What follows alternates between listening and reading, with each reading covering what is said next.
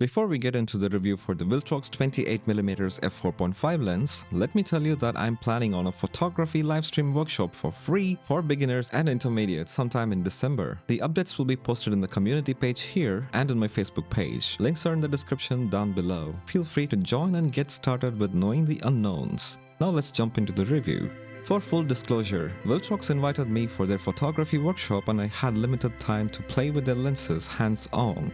I intend to make unbiased reviews for all the lenses I played with during that event, so stay tuned to the channel for those reviews.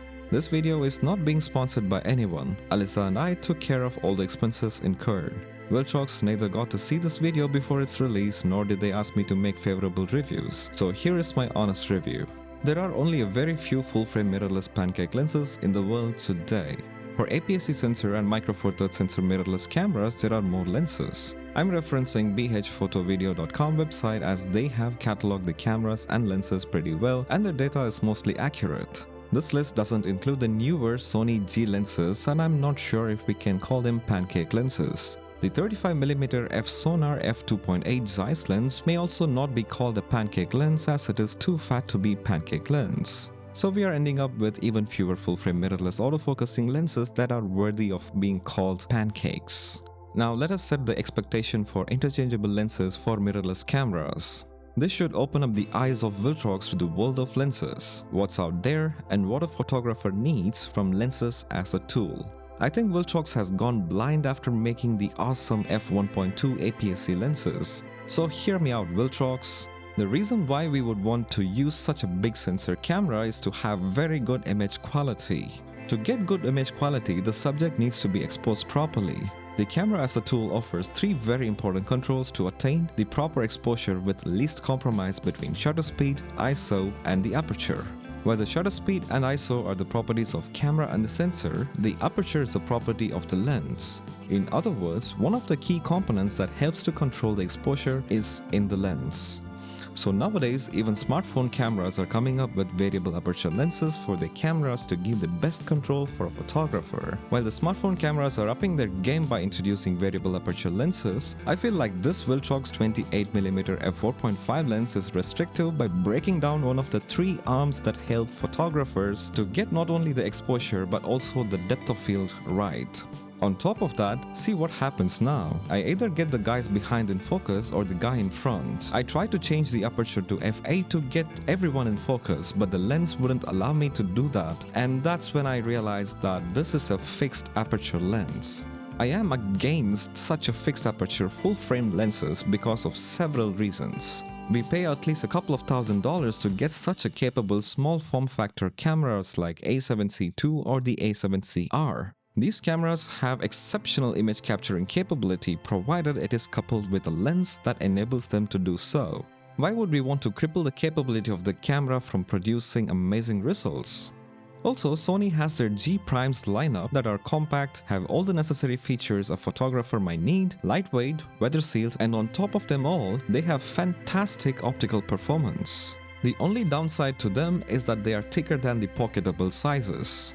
But if a photographer can sacrifice on the aperture ring and the focus hold button, there exists other lenses in the market that is smaller than the Sony G primes made for Nikon Z cameras that I think is one of the best Pancake lenses ever made. There is Canon 28mm f2.8 RF glass as well, but that is 1mm thicker than the Nikon 26mm lens and it is not weather sealed. The Nikon 26mm f2.8 lens having a focus ring, having a variable aperture, and being weather sealed gives all the flexibility for a photographer to create his art with confidence that it can be carried everywhere. These are all the essentials for any lens for a full-frame camera photographer. So this for me is the baseline to compare any full-frame autofocusing Pancake lens with, until we get a slimmer option with all these features. Well, can I still forgive if a lens lacks weather sealing? Can I? I'm not sure. Maybe not. All the lenses I use nowadays are weather sealed, so I'm having peace of mind. But if the cheap option is the manufacturer's game, then so be it. Viltrox 28mm f4.5 lens being slimmer and around half the weight of Nikon's 26mm f2.8 lens, it is a more compelling option, right? It actually may not be practical for most photographers, but some do like it. Let me tell you how the Viltrox 28mm f4.5 compares to the baseline lens for Pancakes. A win for Nikon for offering variable and brighter aperture from f2.8 to f16, focusing ring, weather sealing, closer minimum focusing distance, ability to attach filters, and being sharp corners to corners. A win for Viltrox is just being thin and light, price, and perhaps having a lens cap attached with the lens. One more thing which I would say is more of a personal preference is the more practical focal length of 28mm in Viltrox than the wider 26mm from the Nikon. Canon 28mm f2.8 RF lens would have been on par with the Nikon lens if it was weather sealed and would be a better competitor for Viltrox lens as they are of the same focal length. Now let's talk about the other lens stuff. Autofocus is slow but bearable, chromatic aberration is none, which is the case for most lenses beyond f4. The lens exhibits minimal ghosting and flaring, and there is an acceptable level of sharpness for a casual shoot. In all honesty, I should say I like the lens opening lever so I don't misplace my lens cap. But by the end of the day, I'm leaning towards picking up the Nikon style Pancake lens even though it is a bit taller and a bit more heavier than the Viltrox lens, as the lenses being tools should complement the efforts of a photographer to make his life easy, and I don't think this Viltrox lens is being that tool. Heck, it can't even be a sensor cover for the camera as it is not weather sealed and all the dust from the pocket will be collected in the sensor area. That's my verdict.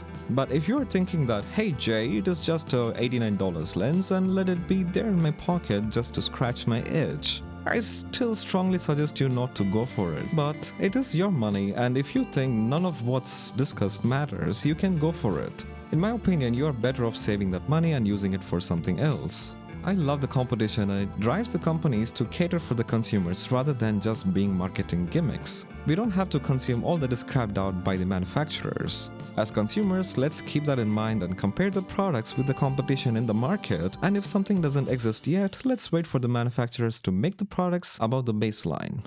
That's it for the video guys. Be responsible in spending and make wise decisions. Peace.